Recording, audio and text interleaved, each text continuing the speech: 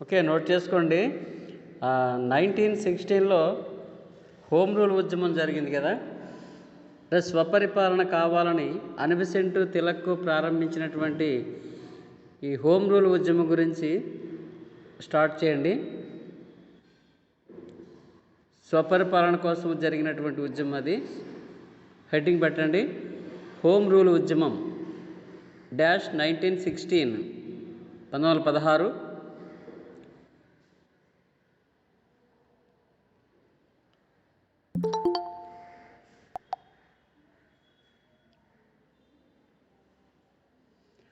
Home rule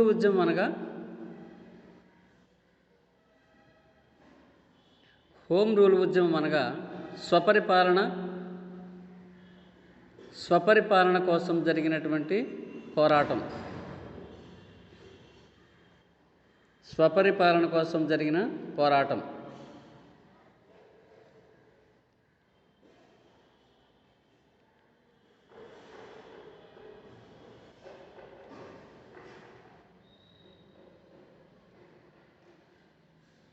మొదటి ప్రపంచ యుద్ధ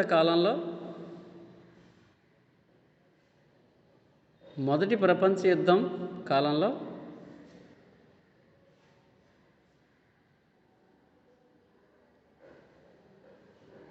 భారతదేశంలో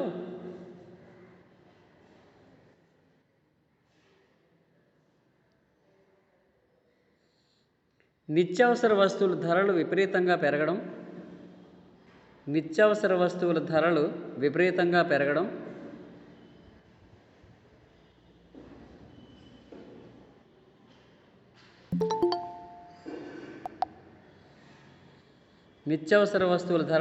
విపరీతంగా పెరగడం, ప్రజలలో అశాంతి పెరగడం,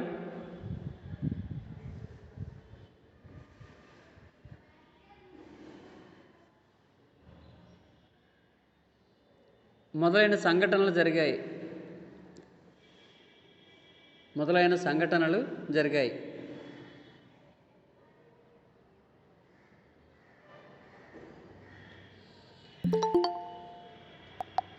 సూరత్ సమావేశంలో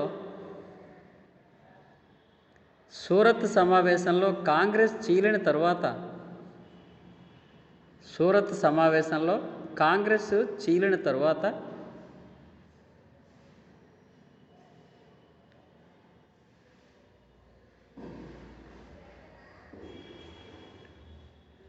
భారతదేశంలో ఎటువంటి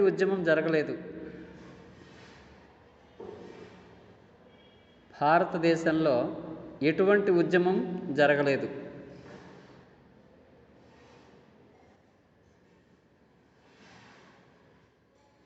స్వతంత్ర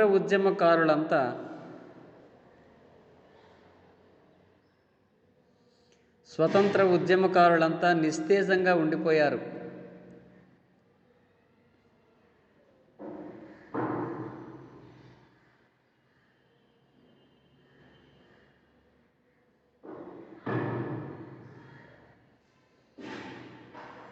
ఈ పరిస్థితులలో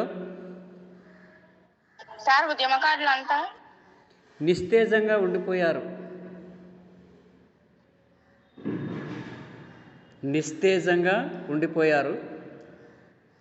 ఈ నేపథ్యంలో లేదా ఈ పరిస్థితులలో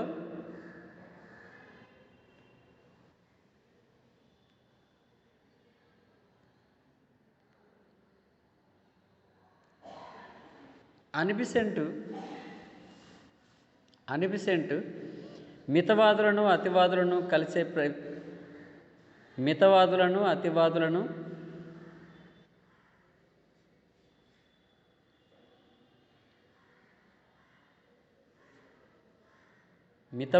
అతివాదులను కలిపే ప్రయత్నం చేసింది.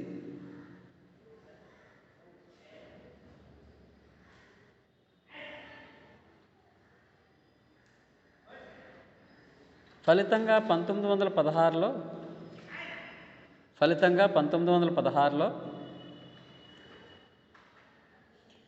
అతివాదులు మితవాదులు కలియడమే కాకుండా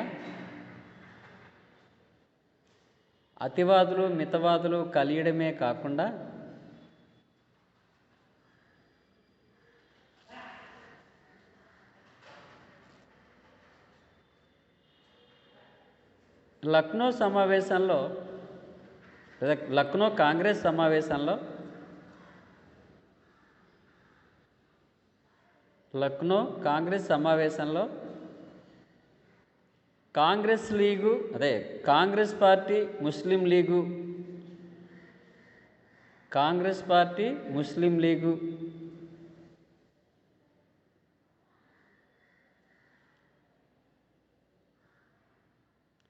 కలిసి పనిచేయడానికి ఒక ఒప్పందానికి వచ్చాయి.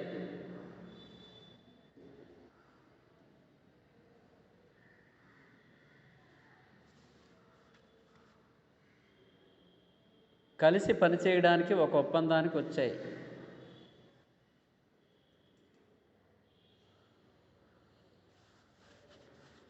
ఈ తరుణంలో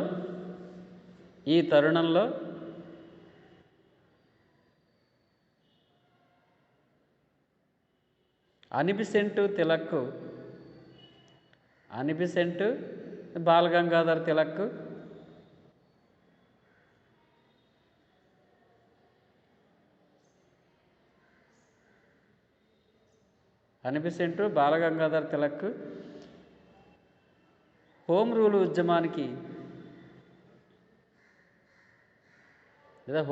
ఉద్యమానికి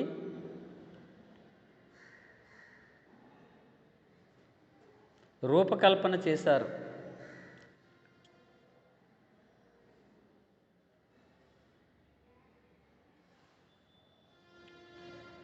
పేరా మార్చి హోమ్ రూల్ అనగా స్వపరిపాలన అని అర్థం. హోమ్ రూల్ అనగా స్వపరిపాలన అని అర్థం.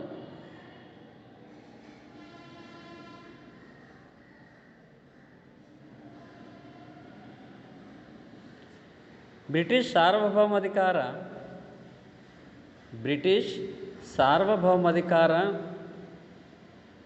సార్వభౌమ అధికారానికి లోబడి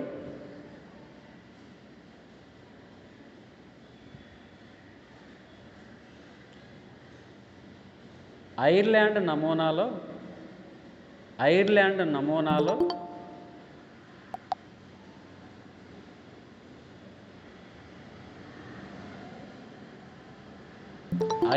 నమూనాలో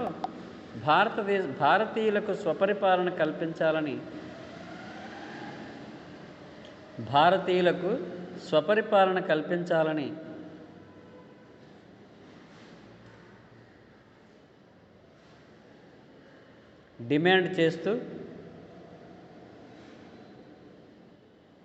డిమాండ్ చేస్తూ ఈ ఉద్యమాన్ని ప్రారంభించారు.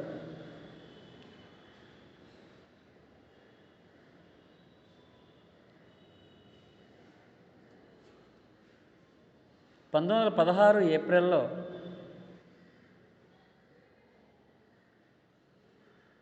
1916 ఏప్రిల్లో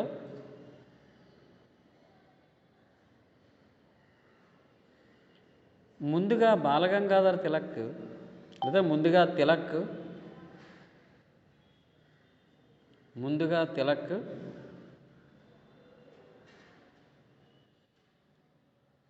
హోమ్ రూల్ ఉద్యమాన్ని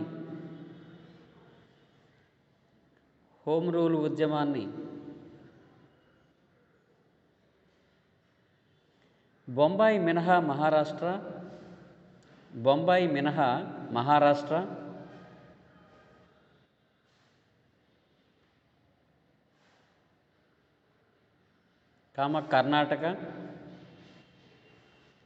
కర్ణాటక మరియు బీరార్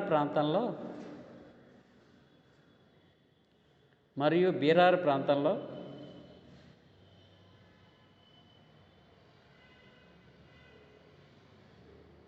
హోమ్ రూల్ ఉద్యమాన్ని ప్రారంభించాడు.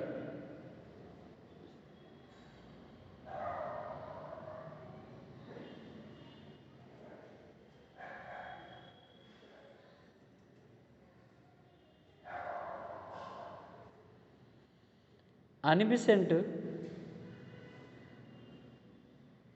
సెప్టెంబర్ మాసంలో అనిబిసెంట్ సెప్టెంబర్ మాసంలో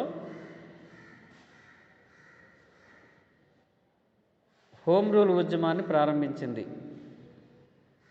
ఏదో హోమ్ రూల్ ఉద్యమాన్ని మిగతా భారతదేశం అంతా ప్రారంభించింది. హోమ్ రూల్ ఉద్యమాన్ని మిగతా భారతదేశం అంతా ప్రారంభించింది.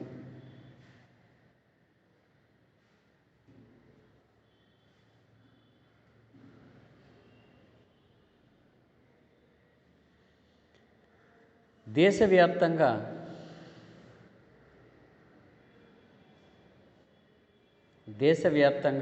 హోమ్ రూల్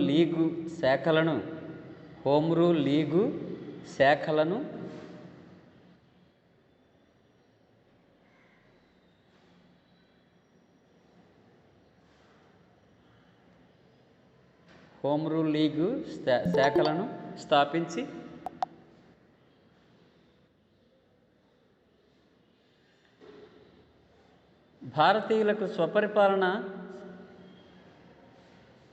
భారతీయులకు స్వపరిపాలన అధికారాన్ని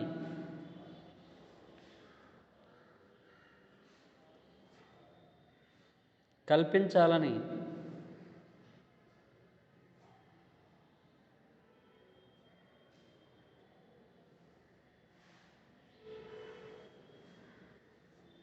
విస్తృతంగా ప్రచారం చేయడం జరిగింది.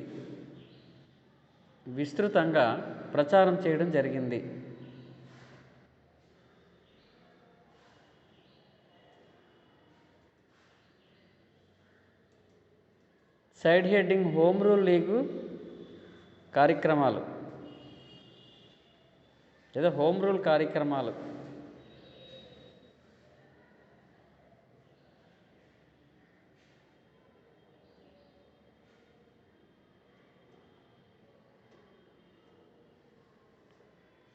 హోమ్ రూల్ కార్యక్రమాలు సైడ్ హెడ్డింగ్ పెట్టారు కదా.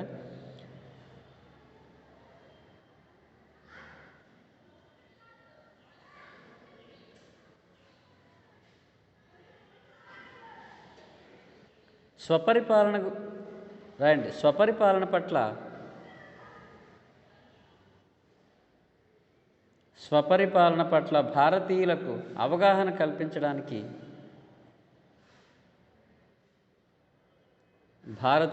స్వపరిపాలన పట్ల అవగాహన కల్పించుటకు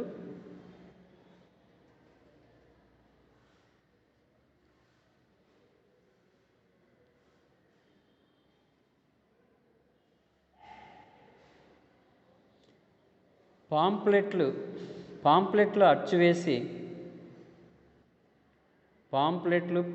అచ్చువేసి ప్రజలకు పంచడం,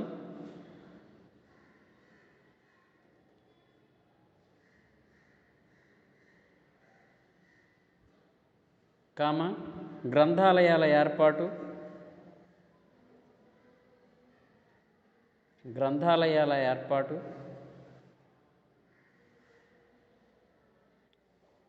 హోమ్ రూల్ పుస్తకాల ముద్రణ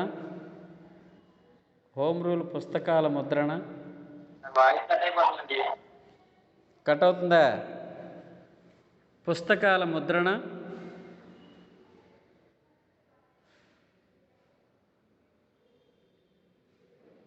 బహిరంగ సభలు ఏర్పాటు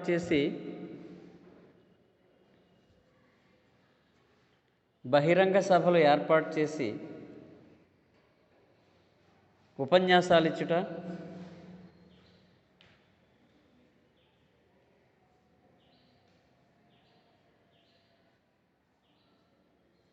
మొదలైన కార్యక్రమాల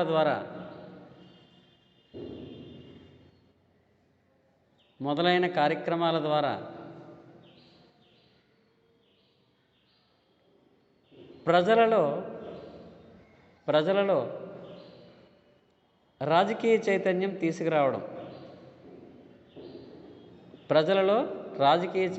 తీసుకురావడం.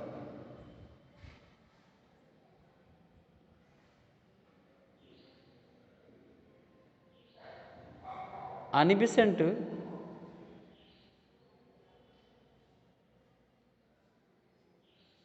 Commonwealth, New India Commonweal, New India అనే పత్రికలను స్థాపించి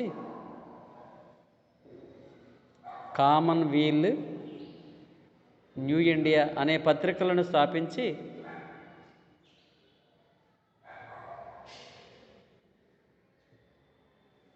స్వపరిపాలన గురించి ప్రచారం చేసింది.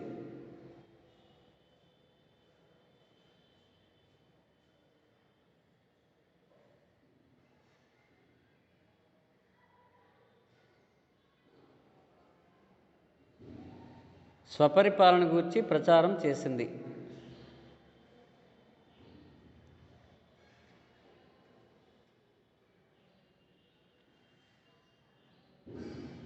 ఈ సందర్భంలో ఆంధ్రదేశాన్ని పర్యటించినప్పుడు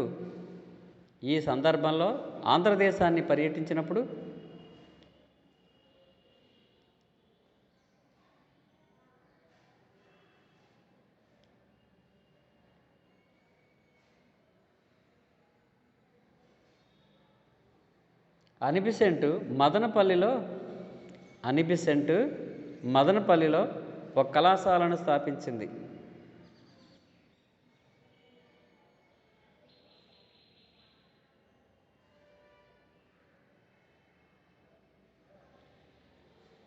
ఓకే, నెక్స్ట్ క్వశ్చన్ షార్ట్గా ఉంటుంది. అది డయార్కీ ఎందుకైనా మంచిది, అది అడుగుతుంటాడు. డయార్కీ రాయండి.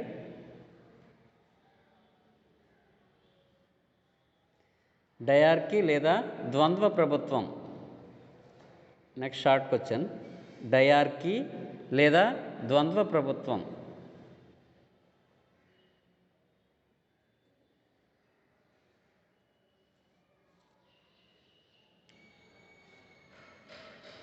పంతొమ్మిది వందల పంతొమ్మిది మాంటేగు చేమ్స్ఫర్డ్ సంస్కరణలలో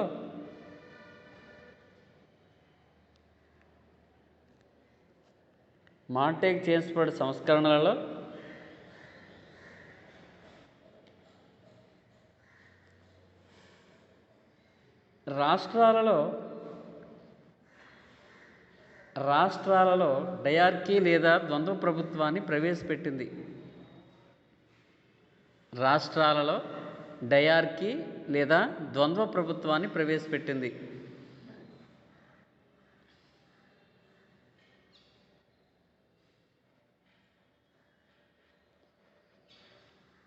దీని ప్రకారం పరిపాలనా శాఖలను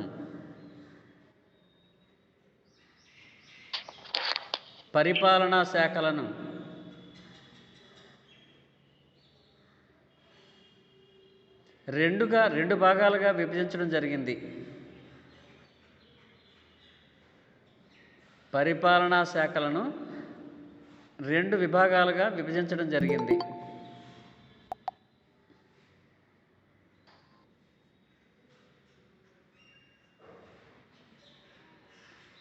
ఒకటి రిజర్వ్డ్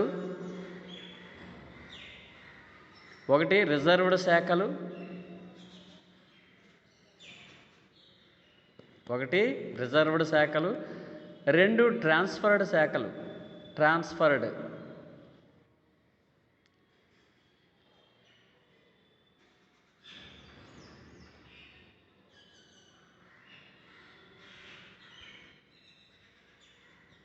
ఒకటి రిజర్వ్డ్, రెండు ట్రాన్స్ఫర్డ్. ఓకే,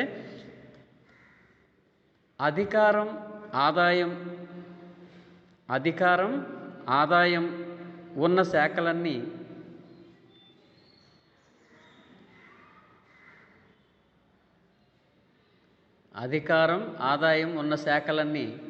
రిజర్వ్డ్ శాఖలుగాను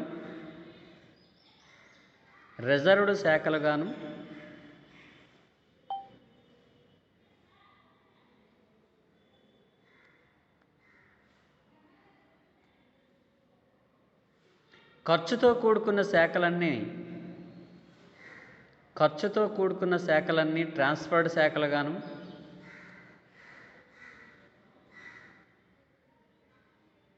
ఖర్చుతో కూడుకున్న శాఖలన్నీ ట్రాన్స్ఫర్డ్ శాఖలుగాను విభజించడం జరిగింది.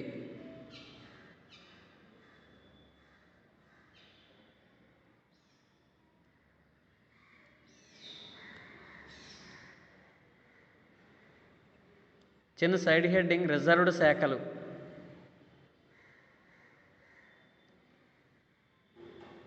రిజర్వ్డ్ శాఖలు. 1 శాంతి భద్రతలు. 1 శాంతి భద్రతలు.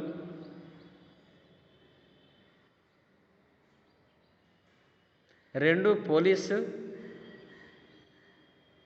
2 పోలీసు.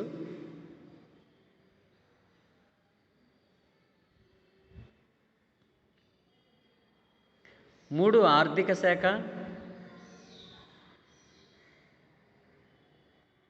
3 ఆర్థిక శాఖ. 4 రెవెన్యూ శాఖ. 4 రెవెన్యూ శాఖ. 5 నీటిపారుదల. 5 నీటిపారుదల మొదలైనవి.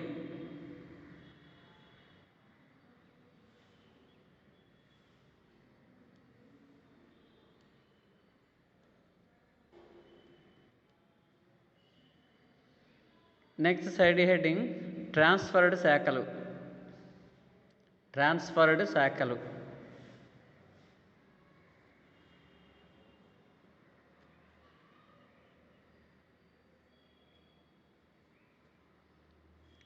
1 విద్య.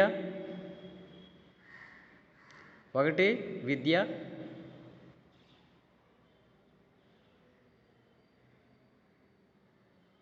2 ఆరోగ్యం.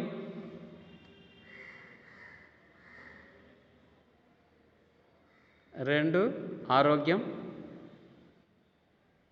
3 సంక్షేమం.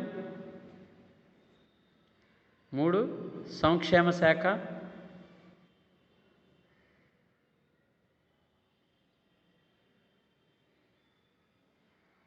4 వ్యవసాయం.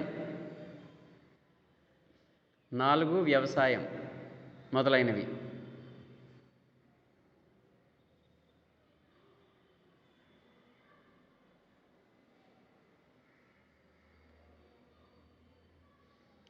రిజర్వ్డ్ శాఖలను పేరమార్చి రిజర్వ్డ్ శాఖలను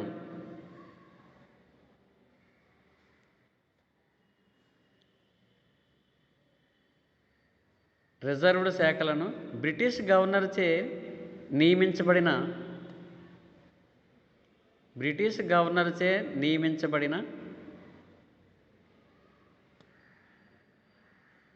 మంత్రులు నిర్వహిస్తారు.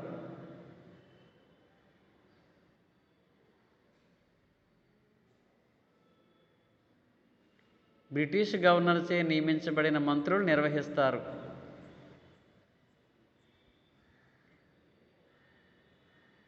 వీరు డైరెక్టుగా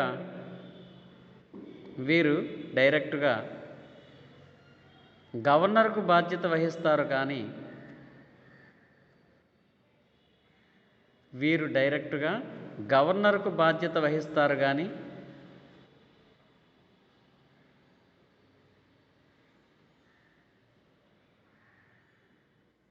శాసనసభకు బాధ్యత వహించరు. శాసనసభకు బాధ్యత వహించరు.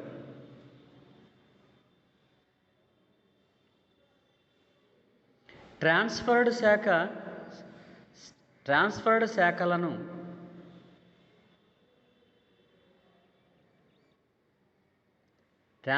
శాఖలను భారతీయ మంత్రులు నిర్వహిస్తారు.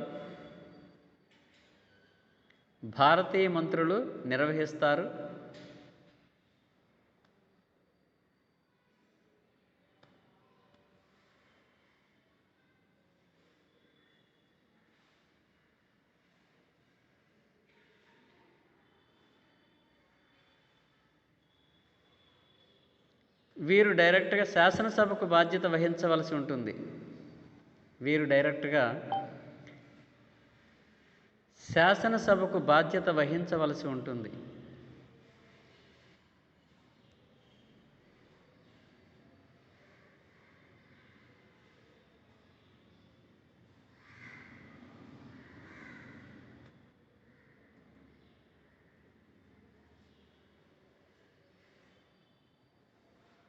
ఈ విధంగా ఈ విధంగా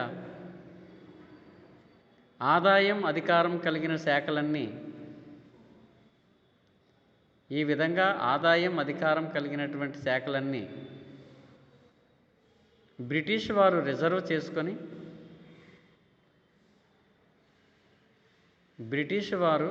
చేసుకొని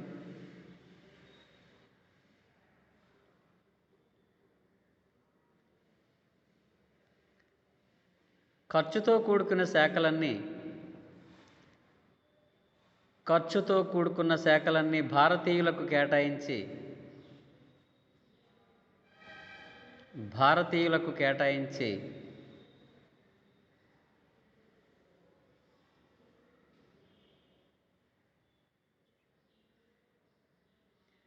ద్వంద్వ నీతిని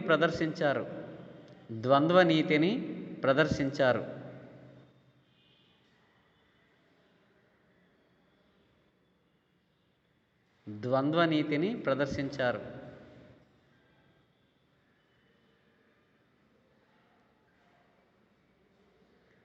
అందువలన దీనికి ద్వంద్వ ప్రభుత్వం అని పేరు.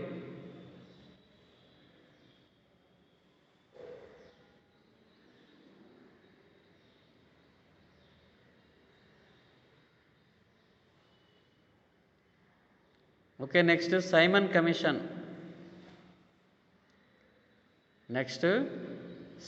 కమిషన్.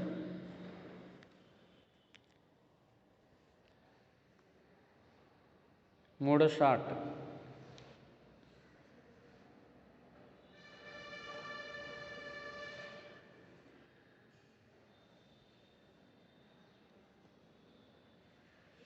రాయండి. మాంటేగ్ చేమ్స్ఫర్డ్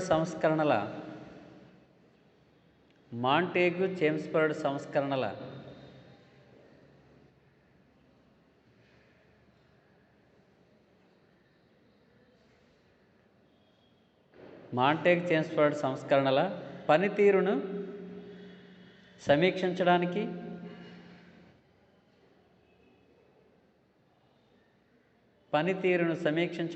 మరియు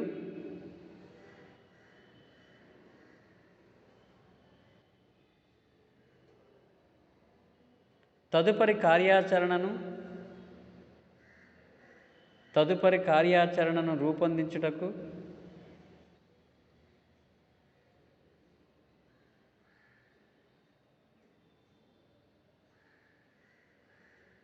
బ్రిటిష్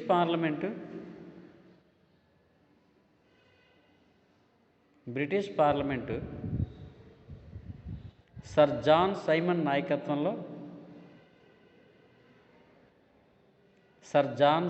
నాయకత్వంలో 7 సభ్యులు గల ఒక కమిటీని నియమించింది. 1927లో నియమించింది. ఆ సంవత్సరం రాయండి. ఒక కమిటీని 1927లో నియమించింది.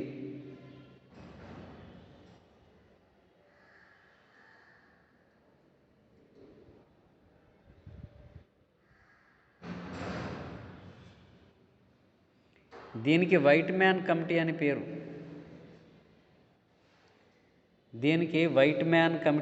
పేరు.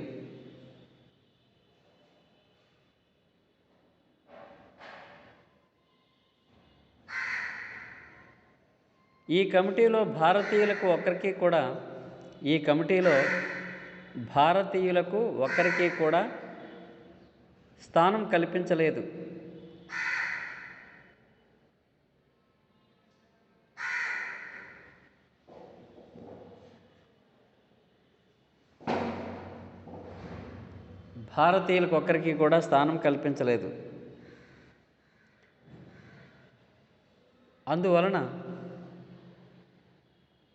అందువలన భారత జాతీయ కాంగ్రెస్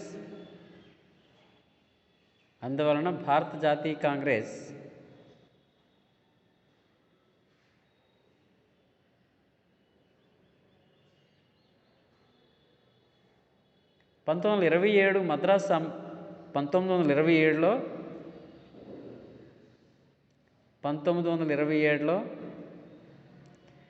మద్రాస్ కాంగ్రెస్ సమావేశంలో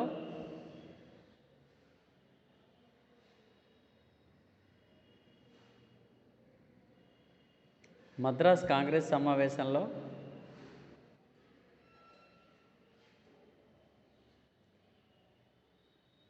సైమన్ కమిషన్ను తిరస్కరించాలని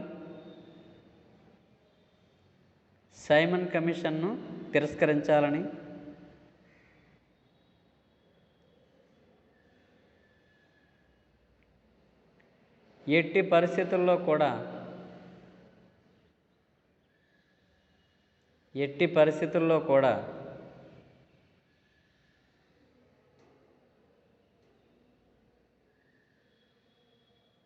సైమన్ కమిషన్కు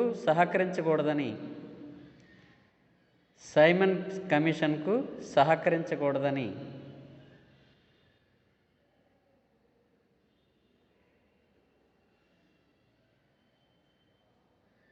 సైమన్ గో బ్యాక్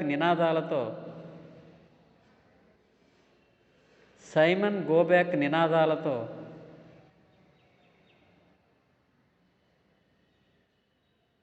బహిష్కరించాలని తీర్మానించింది.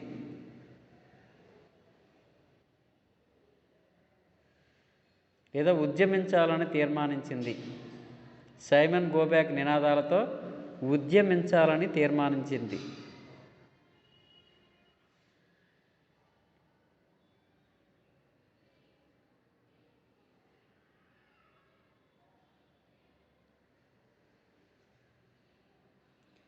పేర మార్చి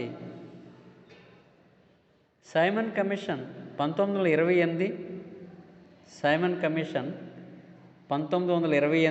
ఫిబ్రవరి 3న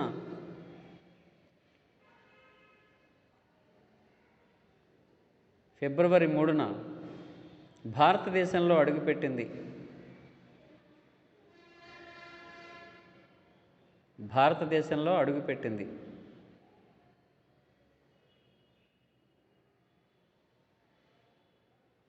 భారతీయులంతా Simon go back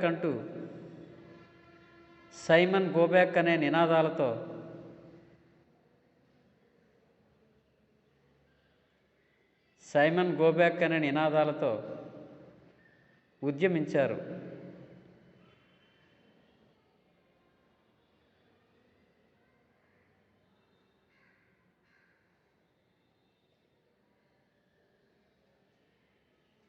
Simon go back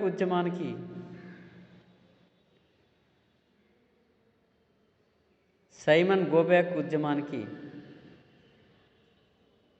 లాహోర్లో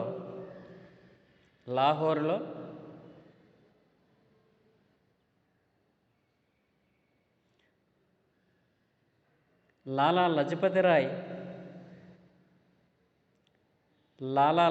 Roy నాయకత్వం వహించాడు.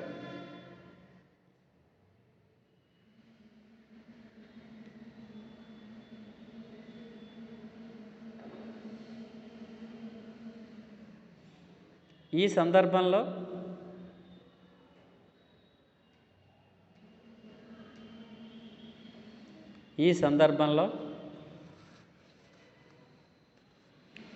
సౌండర్స్ అనే పోలీస్ అధికారి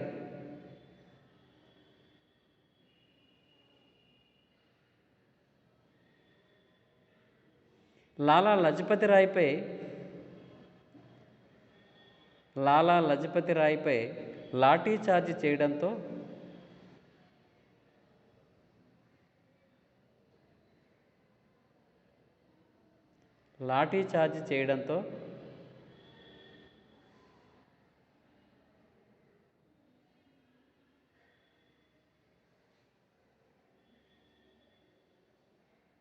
లజపతి రాయ్ చనిపోవడం జరిగింది. లాలా లజపతి రాయ్ చనిపోవడం జరిగింది.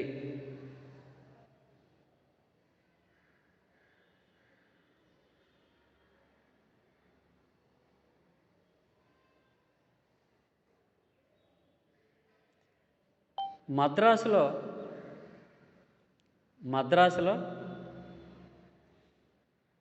సైమన్ గో బ్యాక్ ఉద్యమానికి సైమన్ గో బ్యాక్ ఉద్యమానికి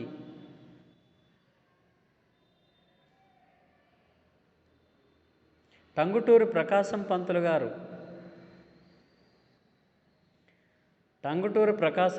గారు నాయకత్వం వహించారు.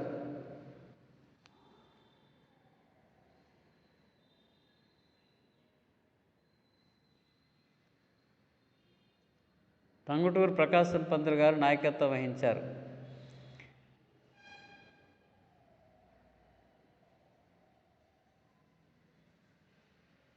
ఈ సందర్భంలో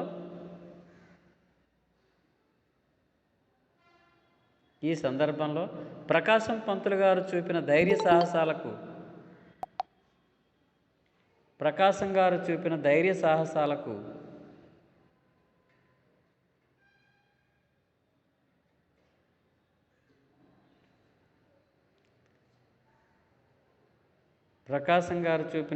సాహసాలకు అతనికి ఆంధ్ర కేసరి అనే బిరుదు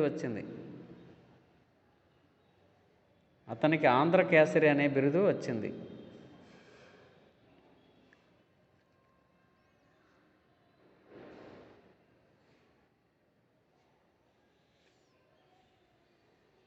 పేరమార్చి భారతీయులు ఎంత ఉద్యమించినప్పటికీ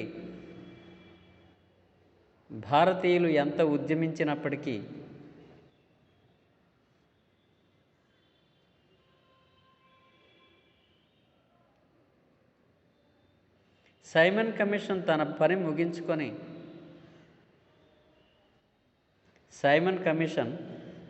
పనిని ముగించుకొని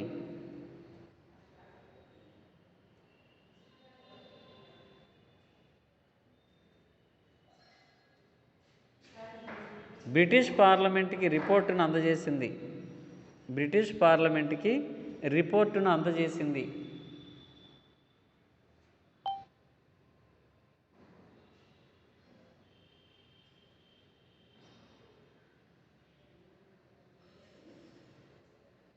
ఈ రిపోర్టును చర్చించడానికి లండన్లో 3 రౌండ్ టేబుల్ సమావేశాలను ఏర్పరచడం జరిగింది. ఈ రిపోర్టును చర్చించడానికి లండన్లో 3 రౌండ్ టేబుల్ సమావేశాలు జరిగాయి.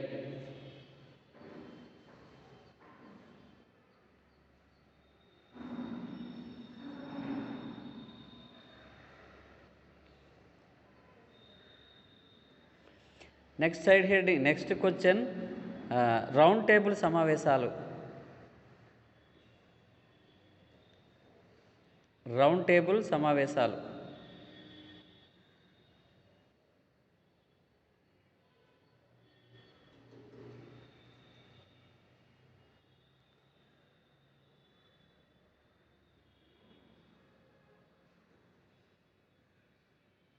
రండి. సైమన్ కమిషన్ ఇచ్చిన రిపోర్టును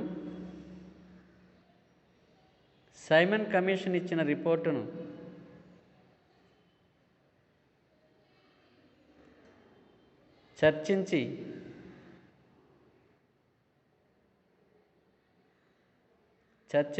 తదుపరి కార్యాచరణకు తీసుకోవలసిన అంశాలపై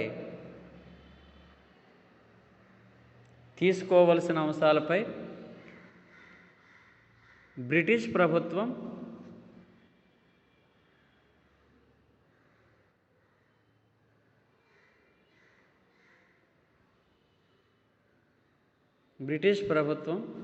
లండన్లో 3 రౌండ్ టేబుల్ సమావేశాలు నిర్వహించడం జరిగింది.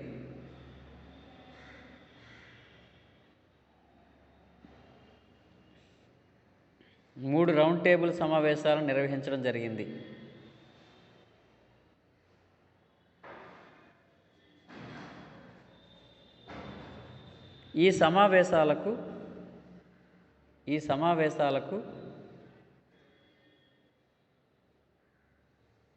భారతదేశం నుంచి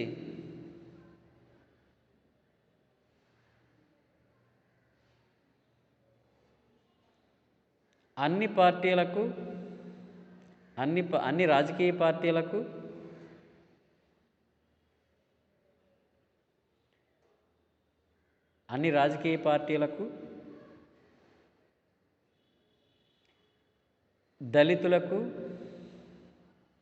దళితులకు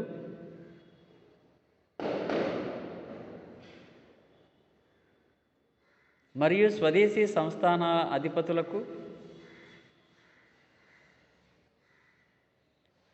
స్వదేశీ సంస్థానాల అధిపతులకు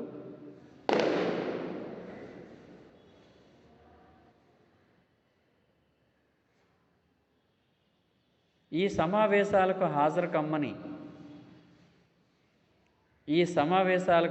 కమ్మని ఆహ్వానం పంపింది.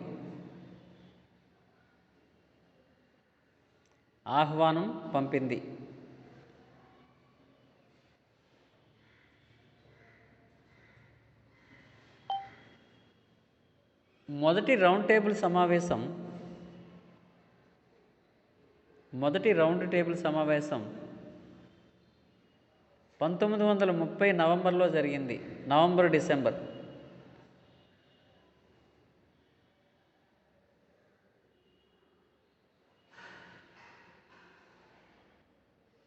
ఈ సమావేశానికి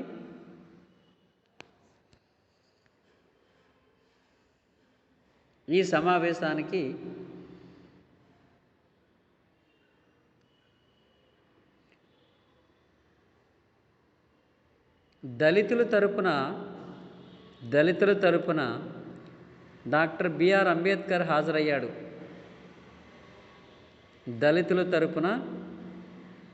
బిఆర్ అంబేద్కర్ హాజరయ్యాడు.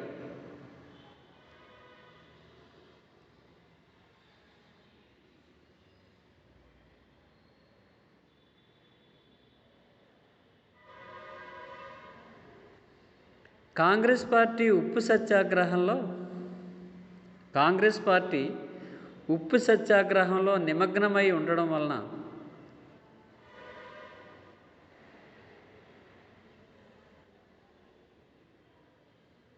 ఉప్పు సత్యాగ్రహంలో నిమగ్నమై ఉండడం వలన ఈ సమావేశానికి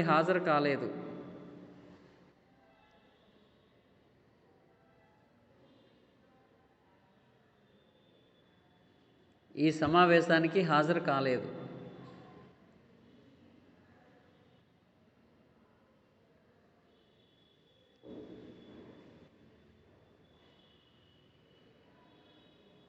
తరువాత 1931 మార్చి 5న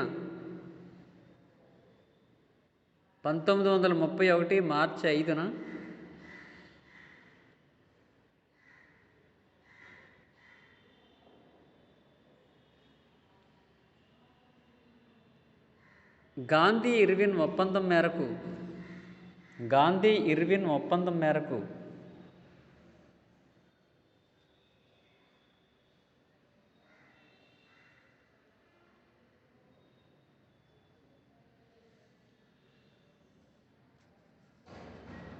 1931లో జరిగిన రెండో రౌండ్ టేబుల్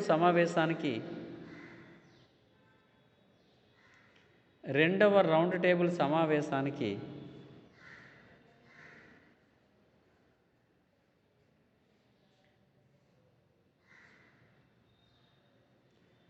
కాంగ్రెస్ పార్టీ తరపున మహాత్మా గాంధీ హాజరయ్యాడు.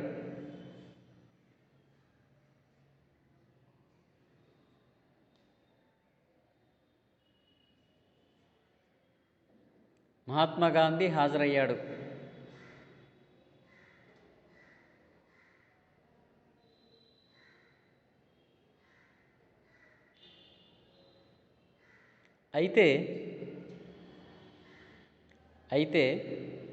దళితులకు ప్రత్యేక నియోజకవర్గాల ఏర్పాటు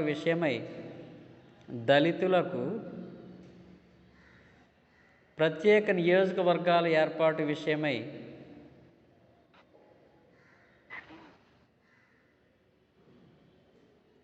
దళితులకు ప్రత్యేక నియోజకవర్గాల ఏర్పాటు విషయమై గాంధీ గారు విభేదించి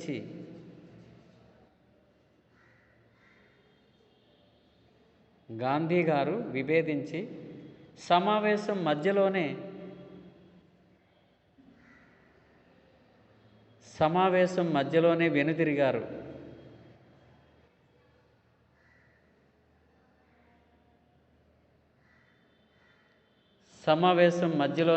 వెనుతిరిగారు.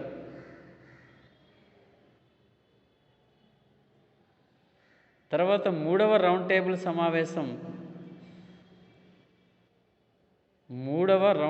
సమావేశం 1932లో జరిగింది.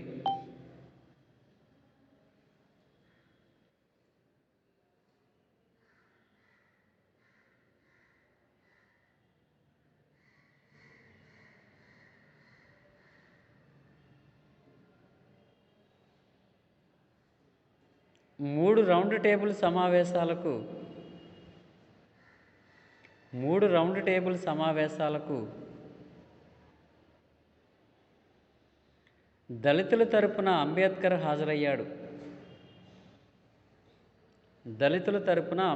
హాజరయ్యాడు.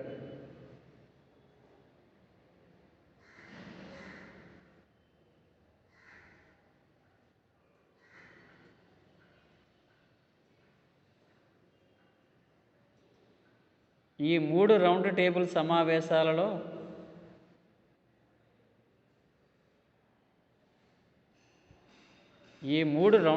సమావేశాలలో చర్చించిన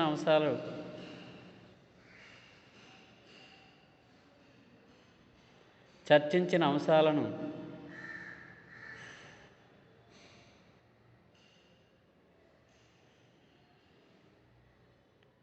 బ్రిటిష్ ప్రభుత్వం 1933లో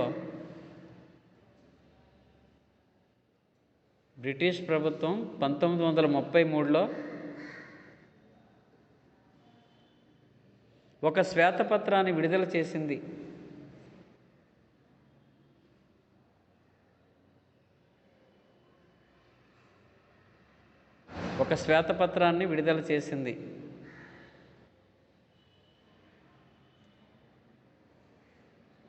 ఈ శ్వేతపత్రం ఆధారంగా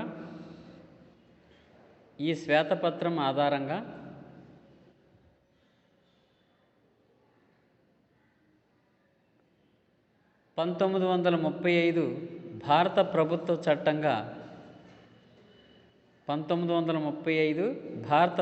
చట్టంగా రూపొందింది.